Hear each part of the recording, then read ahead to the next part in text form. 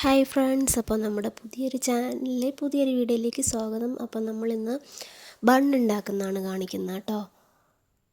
ഈ പാലിൽ ഈസ്റ്റ് കലക്കി വെച്ചിട്ട് നമ്മൾ മൈദയിലേക്ക് ഒഴിച്ച് പാകത്തിന് കുഴച്ചെടുക്കുകയാണ്. ബണ്ണും ബ്രെഡും ഒക്കെ ഉണ്ടാക്കുക കേട്ടോ. നമ്മൾ വീട്ടിലുണ്ടാക്കുന്ന കാര്യങ്ങൾ ഞാൻ വീഡിയോയുടെ രൂപത്തിൽ എടുത്തിടുകയാണ്, അല്ലാണ്ട് ആധികാരികമായിട്ടൊന്നും ചെയ്യുന്നതല്ല കേട്ടോ.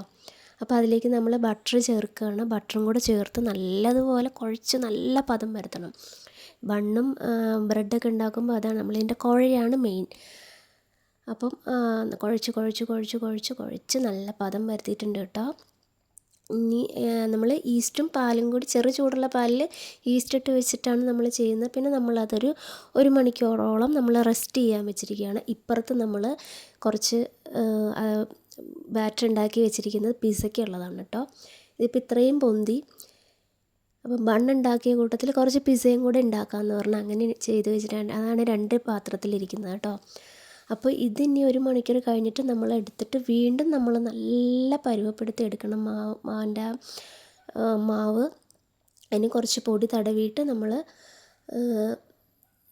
നല്ലതുപോലെ ഇങ്ങനെ പിച്ചി എടുക്കുന്നത്. കാരണം ആ ബ്രെഡൊക്കെ ഇങ്ങനെ മുറിച്ച് വരുമ്പോൾ അത്രയും സ്പോഞ്ചി ആയിട്ടല്ലേ ഇരിക്കുന്നത്. അപ്പോൾ അതുപോലെ ആവണം. അപ്പോൾ ഇതേപോലെ തന്നെ നമ്മൾ കുഴച്ച് ഇങ്ങനെ വലിച്ച് കുഴച്ചെടുക്കണം കേട്ടോ. എന്നിട്ട് നമ്മൾ 2 വലിയ ബൗൾസ് ആക്കിയിട്ട് ഇത് നമ്മൾ ബ്രെഡ് ഉണ്ടാക്കാൻ വേണ്ടിയിട്ടാണ് കേട്ടോ ഇങ്ങനെ വെച്ചിരിക്കുന്നത്.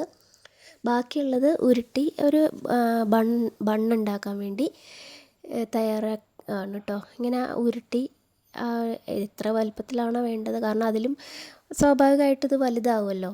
കഴിഞ്ഞപ്പോൾ അതെങ്ങനെയാണ് നമ്മുടെ ബ്രെഡ് ഇരിക്കുന്നത്. കാണാൻ നല്ല ഭംഗിയില്ലേ, നല്ല സോഫ്റ്റ് ബ്രെഡാണ് കേട്ടോ. ഇത് നമ്മൾ ഈ കേക്ക് ഉണ്ടാക്കുന്ന പോലെ തന്നെ അടുപ്പിൽ വെച്ചിട്ട് ഉണ്ടാക്കാം, ഇല്ലാന്നുണ്ടെങ്കിൽ ഓവനിൽ വെച്ച് ഉണ്ടാക്കാം. നല്ല സോഫ്റ്റാണ് ഉണ്ടോ, നല്ല പഞ്ഞി പോലത്തെ ബ്രെഡാണ് കിട്ടിയിരിക്കുന്നത്. ഇതിപ്പോൾ ആർക്കും നമുക്ക് വീട്ടിൽ ചെയ്തെടുക്കാവുന്ന കേസും ഉള്ളൂ. കണ്ടോ, നല്ല നമ്മൾ ഈ ആവശ്യമുള്ള പഞ്ചസാര കൂടി ചേർക്കണം കേട്ടോ. അത് ഞാൻ പറയാൻ വിട്ടുപോയി.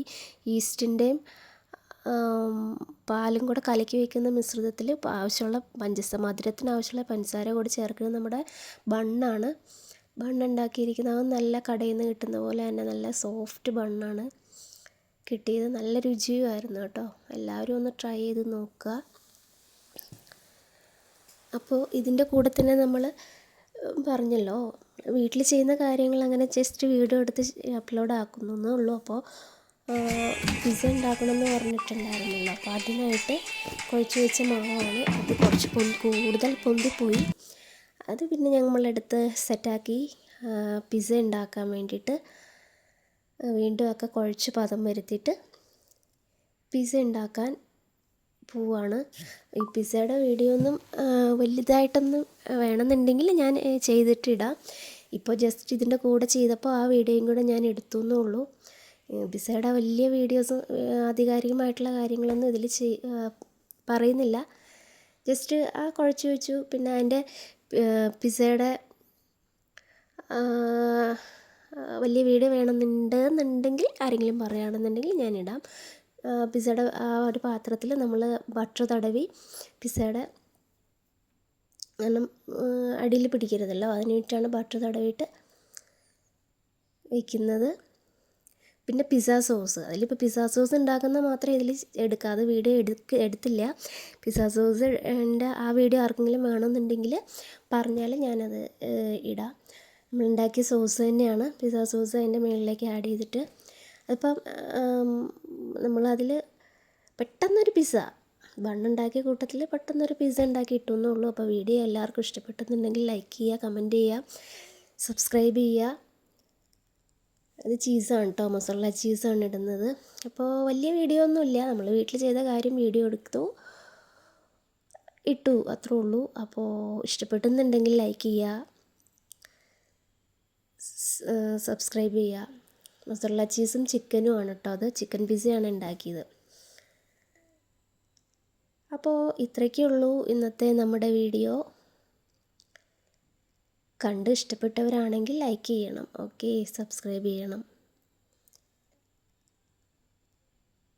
പിന്നെ പിസ്സയുടെ വീഡിയോ ലോങ് വീഡിയോ വേണമെന്നുള്ളവർ പറയുകയാണെന്നുണ്ടെങ്കിൽ അത് മാത്രം എടുത്തിട്ട് ഞാൻ ചെയ്തു തരാം. അപ്പോൾ പുതിയൊരു വീഡിയോ ആയിട്ട് കാണുന്നത് വരെ ബൈ.